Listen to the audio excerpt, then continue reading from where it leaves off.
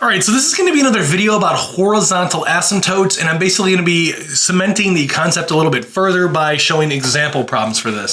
So let's look at number 6 here. It says, what are the horizontal asymptotes for the following? So first thing that you're going to want to do for these is you have to take the limit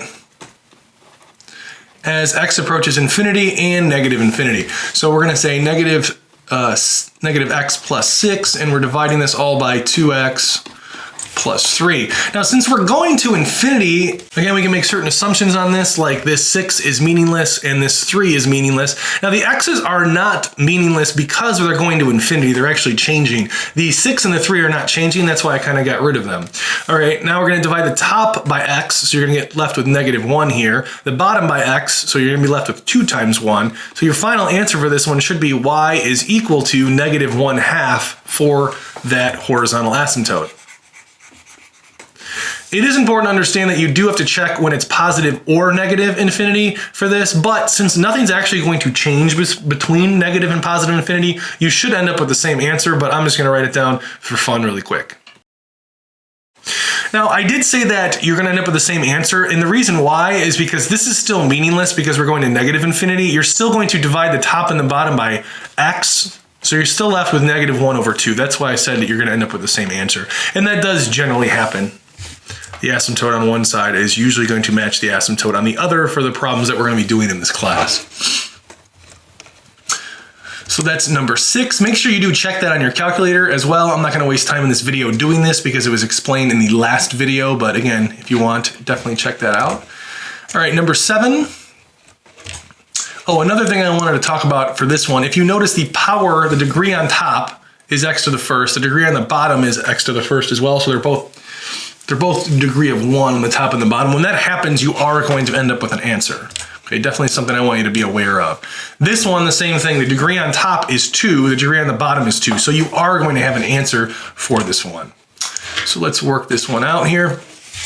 We are going to take the limit as x approaches infinity for this f of x expression here, for this f of x function, I should say. So 4x plus 8x minus 5. Okay, because x is going to infinity, you can essentially get rid of this 5, it's meaningless. Now, if you really wanted to as well, you could get rid of this 8x here because technically this x squared is a bigger infinity because this is infinity squared, where this is just 8 times infinity, okay?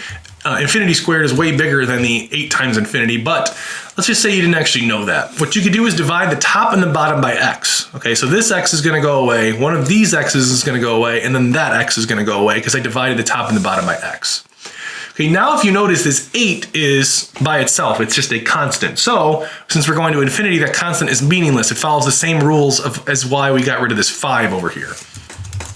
Okay, now we're left with 5x over 4x, divide the top and the bottom by x, and you end up with 5/4 to be your horizontal asymptote for this one. So y equals 5/4. Okay. Now, another thing you could have done is just looked at the highest powers for each of these. So it's the 5 and the 4. So what you can do essentially is just get rid of this here, cancel out the x squared and the x squared, and you'll see the 5/4 as well. So it's kind of just a shortcut way of doing the same exact thing I just did. Now, as I said before, you are going to want to check the negative infinity, but it's not going to change anything on this. You're still going to be left with 5/4. So we're just going to skip to the next problem now. All right, number 8, we have the degree on the top to be 2 and the degree on the bottom to be 2. So this is going to end up having a horizontal asymptote. So we're going to positive infinity for this one, and we have 3x squared minus 7 divided by 4x squared minus 9. Okay, 7's meaningless, 9's meaningless. You have the x squareds here. We're going to divide the top and the bottom by x squared. You end up with 3/4. And y equals 3/4 is your final answer for this one. Again, make sure you check on your calculator.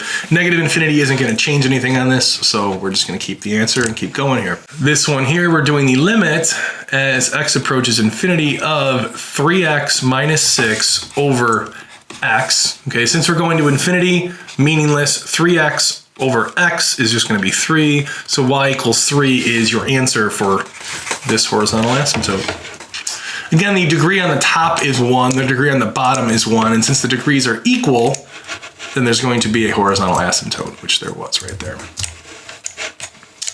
All right, so for number 10, we are going to take the limit as x approaches infinity of the function. So let me write it down really quick. All right, so for this one, again, same rules apply. Meaningless, meaningless. Again, this is actually meaningless as well because the infinity squared is bigger. So then from here, you can just do x squared over x squared is 3 over 2, and 3 over 2 is your final answer. So that is 5 example problems involving horizontal asymptotes. If you have any questions about anything in this video, let me know.